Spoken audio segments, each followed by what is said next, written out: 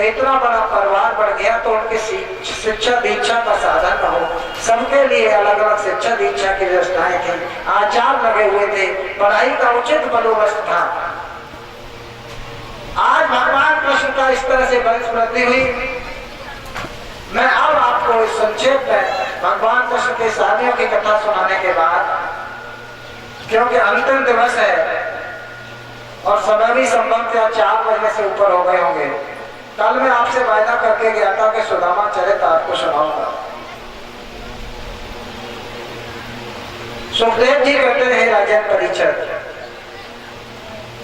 वक्त को बदलते हुए देर नहीं लगती है। व्यक्ति का कर्म बदल जाए तो राजा भिखारी हो जाता है, कर्म बदल जाए भिखारी राजा हो जाता है। और प्रभु की लीला तो इतनी अपरंपार है कि चाहे सुमेर को चार करे और चार को चाहे सुमेर बनावे, और चाहे तो रंग को राजा करे और चाहे राजा को द्वारे ही द्वारे फिरावे, और चींटी के पैर में बांध गजन दे, चाहे समुद्र के पार लगावे। रीत यही करुणा निधान की, प्रभु माया को कोई पार न पावे। प्रभु की लीला बहुत अपरंपार है। सुखदेव जी कहते हैं, राजन परीक्षित, कर्म की गति तारे से नहीं टला करती है। व्यक्ति के जीवन में जितने सुख दुख हैं, ये सब कर्म के भोग हैं।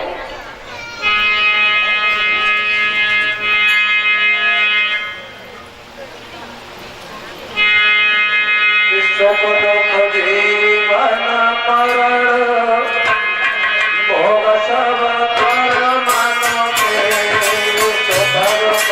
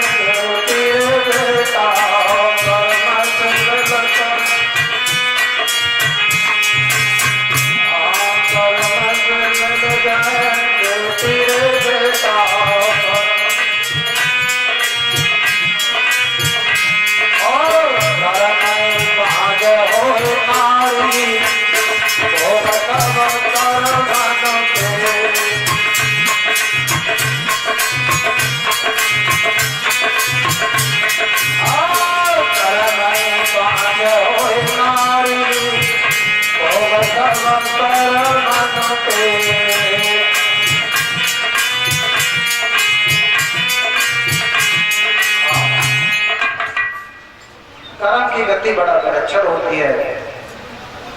कर्म के रंग तो रंग चढ़े और कर्म के रंग छत्रपति होई।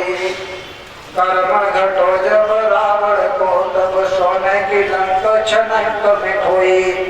20 भुजा 10 शीश कटे तब हिलकी भर नारी। सो मैं तो पिया समझावती जे कर्म करे शुक्र नहीं कोई।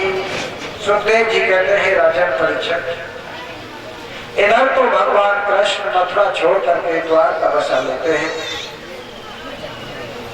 प्रश्नवाचक चिन्ह लग जाता है। मथुरा छोड़ करके भगवान कृष्ण द्वारकाधीश हो जाते हैं। द्वारका में जाकर के 16,108 रानी पटरानियों के स्वामी बन जाते हैं। और इधर एक सुदामा नाम का ब्राह्मण दिन प्रतिदिन गरीब होता चला जा रहा है। प्रतिदिन सुबह से शाम तक दाता दाता चिल्लाता है, भीख मांगता फिरता है, मगर उसे पेट भरने लायक भीख नहीं मिलती है। सुखदेव जी कहते हैं, राजन परीक्षित, ये सुदामा भगवान कृष्ण का बहुत बड़ा मित्र था। परीक्षित में हाथ जोड़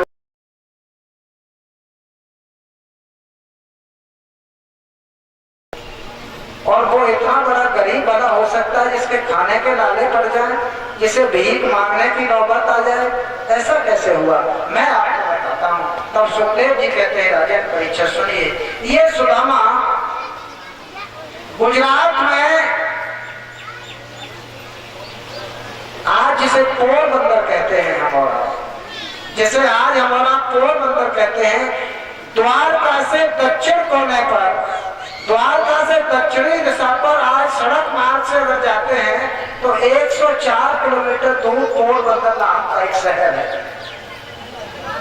ये उस समय पर चूंकि रास्ते नहीं थे, रोड के रास्ते नहीं थे, 60 मील हुआ करता था। 60 मील का मतलब लगभग 90 किलोमीटर है। उस पोरबंदर नामक स्थान पर पहले सुदामापुरी नाम का एक नगर था, जो कालांतर में पोरबंदर के नाम से प्रसिद्ध हुआ। ये वही पोरबंदर है जिस पोरबंदर में भारत के राष्ट्रपिता महात्मा गांधी ने जन्म लिया। इसी पोरबंदर में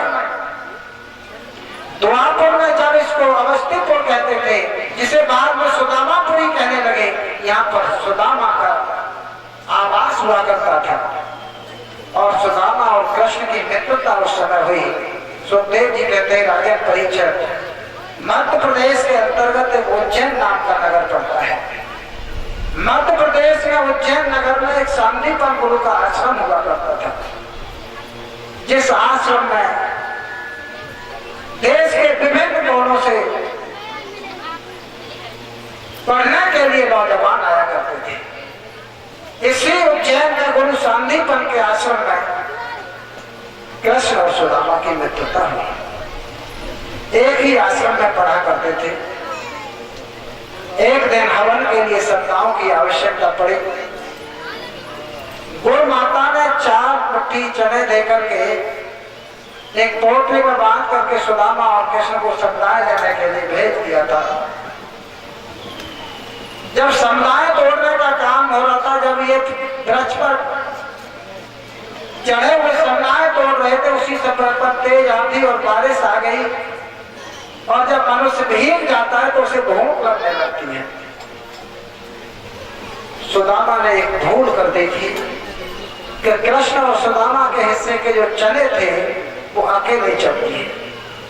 सुखदेव जी कहते हैं, राजन परीक्षित, गुरु से कपट, मित्र से चोरी, और के होए निर्धन के होए कोड़ी।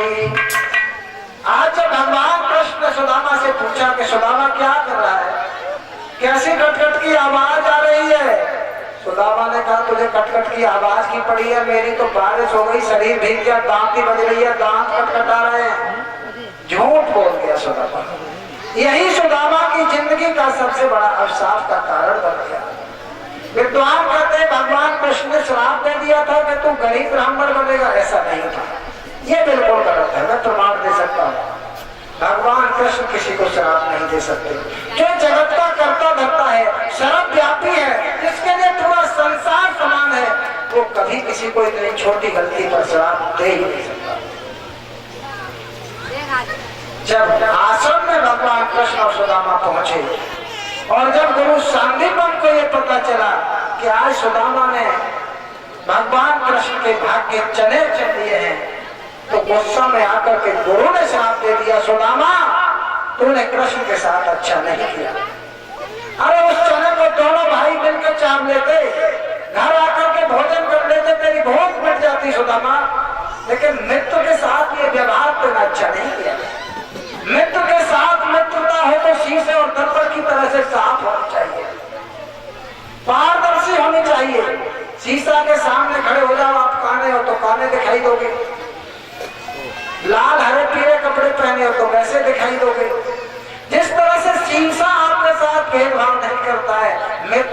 मित्र में इस तरह से भेदभाव नहीं होना चाहिए। और जिस मित्र और मित्र में भेदभाव है वो मित्रता नहीं है। आज गुरु सांदीपन ने आवेश में आकर के सुदामा को श्राप दे दिया, सुदामा तूने विद्वान होकर ऐसा अच्छा नहीं किया, तू गरीब ब्राह्मण बनेगा, तुझे भीख मांगनी पड़ेगी, दर दर की ठोकरा खानी पड़ेगी।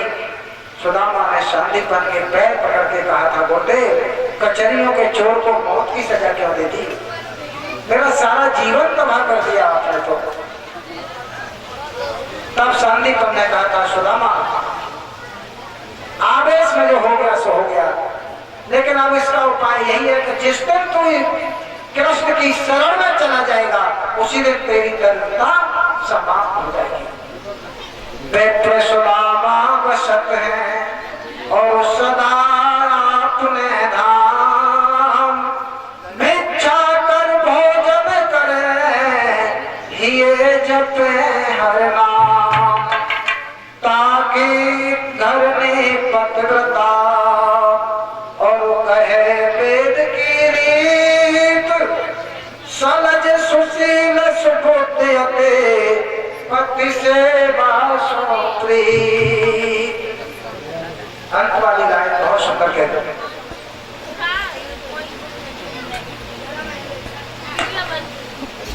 ये दिनेश का बेटा है और जितना दिनेश है उतना ही